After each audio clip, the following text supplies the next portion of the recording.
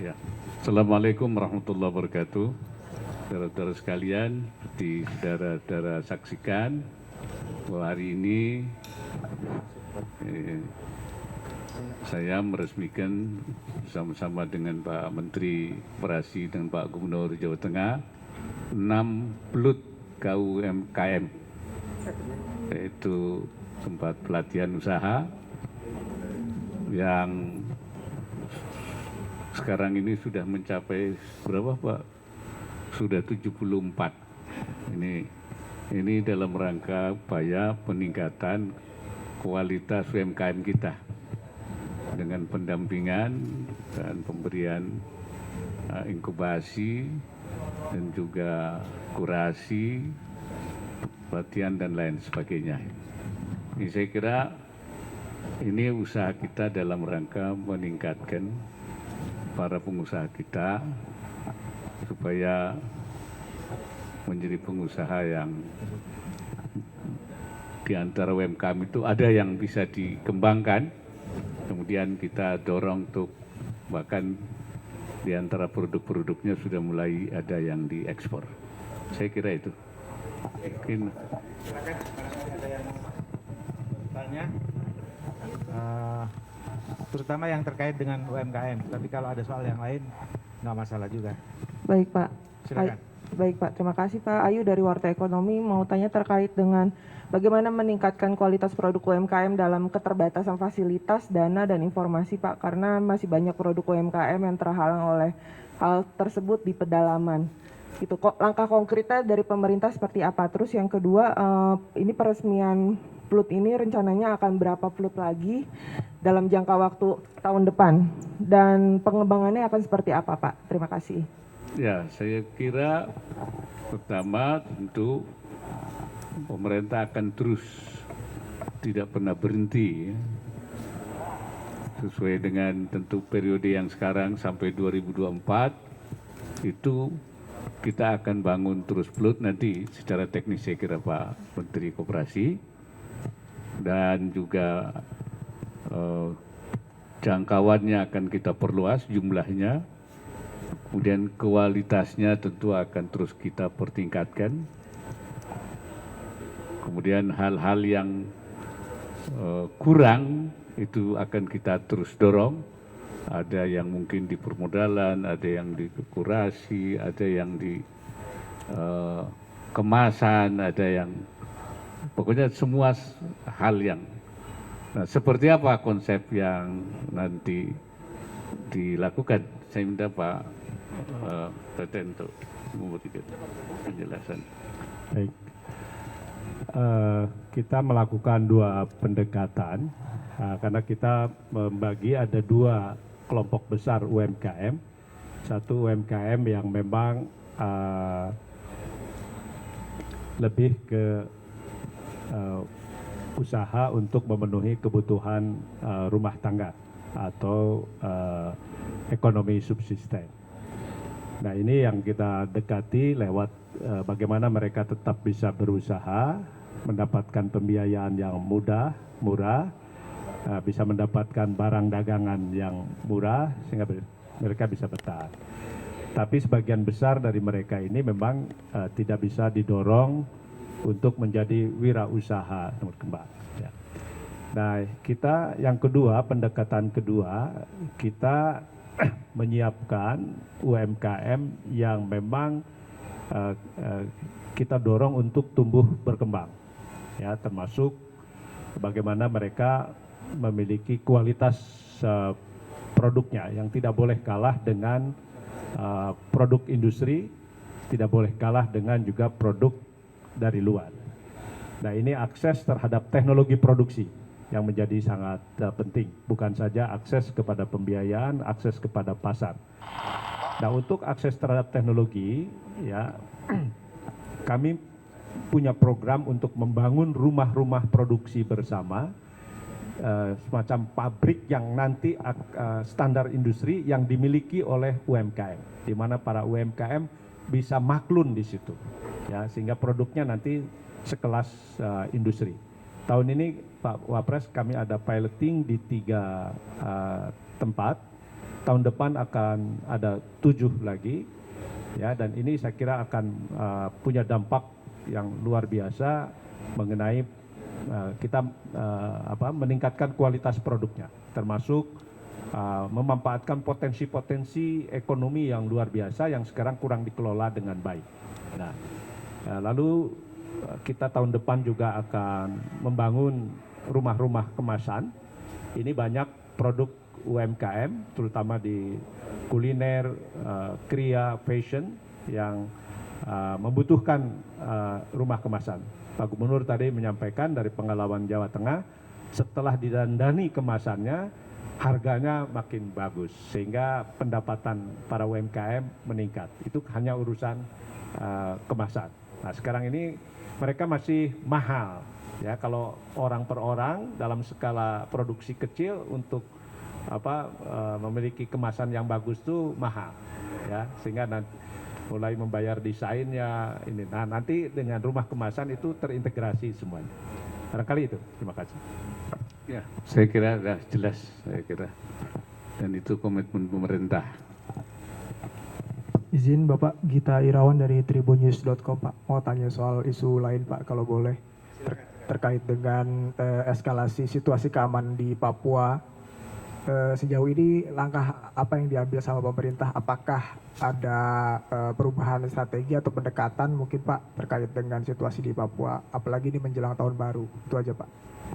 Iya, saya kira polanya tetap kita membangun kesejahteraan, kemudian juga melakukan penanganan secara humanis, tetapi ya kita sebenarnya hal-hal yang agak rawan itu hanya di daerah tertentu saja.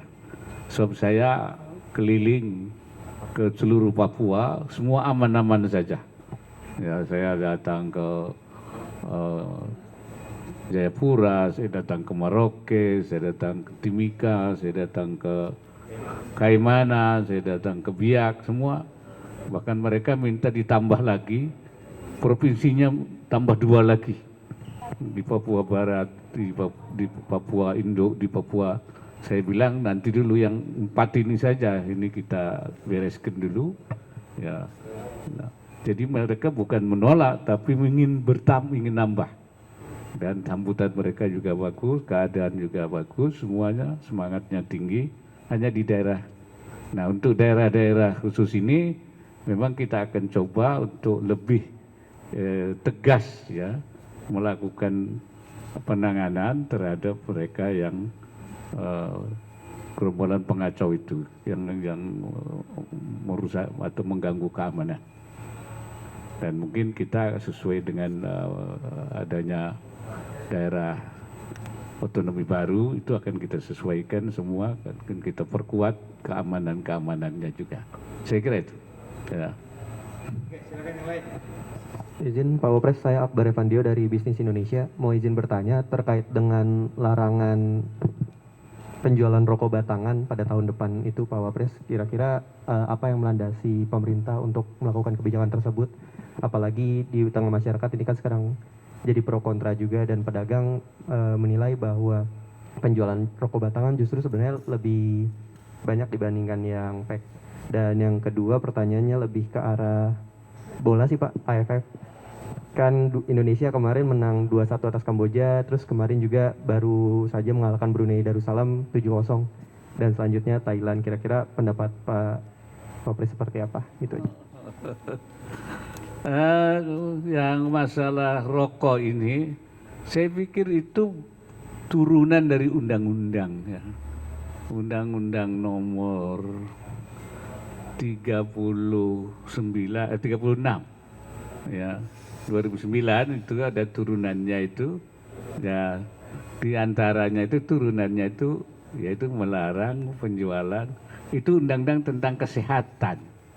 Ya, jadi dikaitkan dengan soal kesehatan. Nah, menurut apa yang saya pernah dengar itu terkait kalau yang batangan itu yang banyak membeli anak-anak.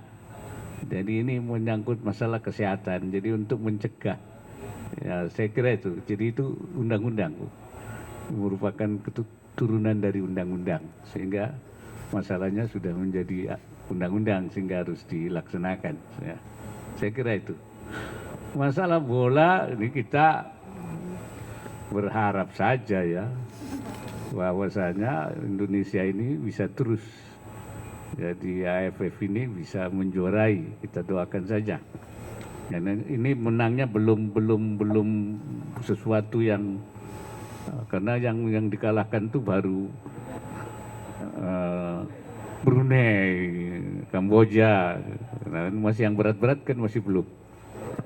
Thailand nanti berat, ya kemudian Vietnam ya itu berat-berat. Saya kira kita lihat dan mudah-mudahan pemain kita kalau dari permainannya sudah cukup bagus, ya, mudah-mudahan daya tahannya, osdaurnya juga kuat. Ya, kita supaya saja menginspirasi Maroko saja. Ya, Maroko itu sebulan tidak diperhitungkan ternyata bisa sampai ke semifinal. Nah, kalau Maroko bisa, kenapa Indonesia tidak bisa gitu kan? Nah, ini barangkali.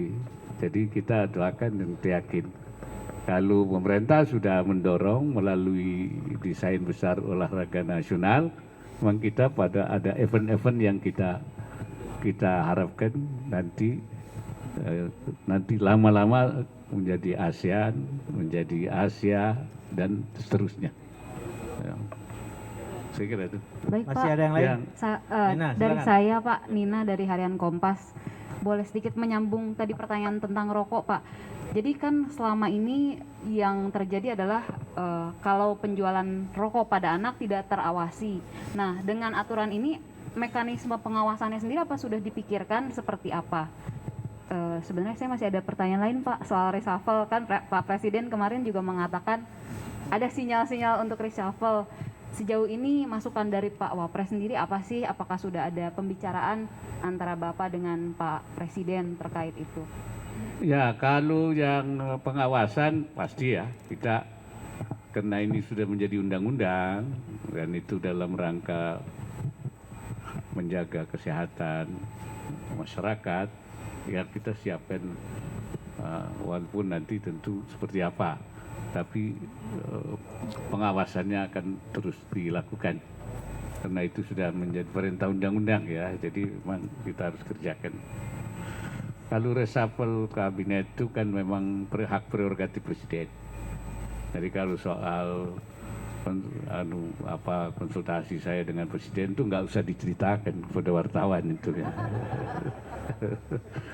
Tapi reshuffle itu hak prerogatif presiden. Jadi kita tunggu saja. Ya. Apa terjadi apa tidak itu kita tunggu saja. Saya kira. Baik itu. Pak. Satu lagi boleh ya Pak, soal ini kan karena Bapak kan yang dulu menandatangani soal pendirian rumah ibadah dan kebetulan di Natal kali ini warga Kristiani di daerah Maja di Kabupaten Lebak kan tidak bisa merayakan Natal karena mereka tidak punya gereja. Lalu bupatinya menyarankan untuk pindah merayakan Natal di kabupaten sebelahnya. Nah, kemarin juga terjadi di Cilebut di Bogor, Kabupaten Bogor. Terjadi pengusiran warga ketika mereka merayakan Natal di rumahnya. Alasannya itu memang bukan gereja gitu ya Pak. Padahal mirip aja mungkin ya dengan pengajian. Nah, ini kan sebenarnya masalahnya masyarakat tidak terfasilitasi untuk beribadah Pak. Kalau menurut Bapak sebenarnya pemerintah harusnya seperti apa sih melakukan mendorong, menjaga, menjamin masyarakat untuk beribadah? Terima kasih Pak. Ya itu kan sudah ada aturannya ya. Pembangunan rumah ibadah sudah ada aturannya, dan kalau aturannya sudah ada, sudah bisa dipenuhi, kan tidak boleh ada larangan.